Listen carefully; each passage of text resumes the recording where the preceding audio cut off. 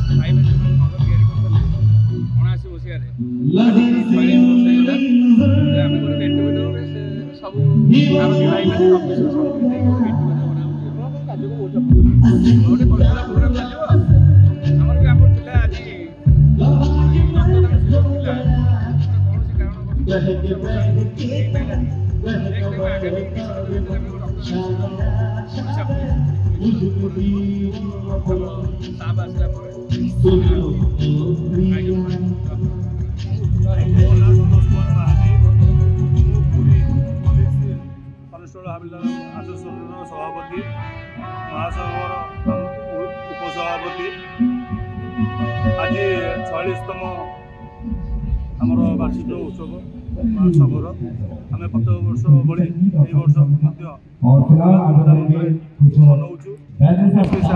आमर मुख्य अतिथि थे